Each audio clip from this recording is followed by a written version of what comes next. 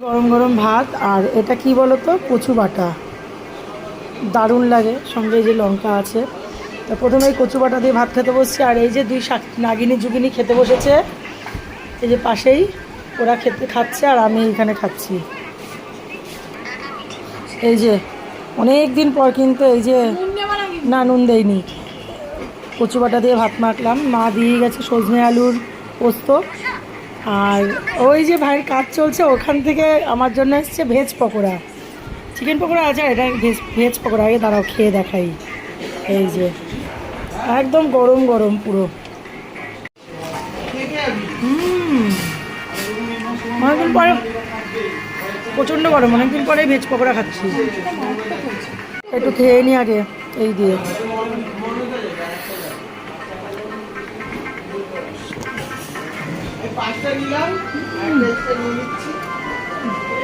মানে এক করে কোনো কথা হবে না, কচু কথাটা এত এত ভালো হয়েছে।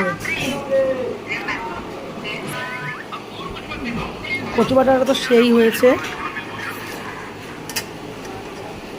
আর এর সঙ্গে লঙ্কা। আর এদের তো এই যে ও তো ফার্স্ট ব্যাচে বসছে, আমি সেকেন্ড ব্যাচ। লাস্ট ব্যাচে ওর খাওয়া শেষ হবে না, 4টে বেজে যাবে, তাও ওর খাওয়া শেষ হবে না।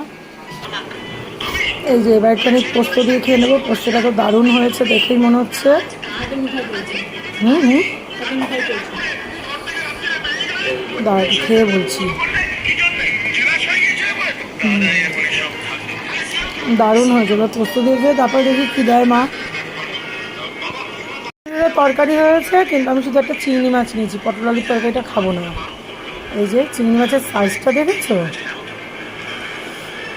আর শুধু বলেছি চিংড়ি মাছ দাও একটা। আর একটা স্পেশাল আইটেম আছে, সেটা দিয়ে খাবো। এই যে মটনের পাতলা ঝোল, মা গ্যাস থেকে তুলে এনে এনে দিচ্ছে। যাও ঝোলটা দাও। আর যে ছোটো ছোটো আলু দিয়ে ঝোল হয়েছে, দেখো। ঝোলটা দিয়ে দাও পুরো। দেখো ছোটো ছোটো আলু পেঁপে দিয়ে একদম পাতলা ট্যালে ঝোল যাকে বলে। এই যে মোটামুটি একটুখানি ভাত নিয়ে মেখে নিলাম, পাতলা ট্যালে ঝোল দিয়ে। এই পেঁপে আলু, আর এই যে হচ্ছে চাটনি। কাজে খাওয়া দাওয়াটা বেশ জমে উঠেছে। একদম গরম গরম ভাতও গরম, ঝোলও গরম। ওরে বাবা, কি সত্যি সত্যি হেভি গরম গো।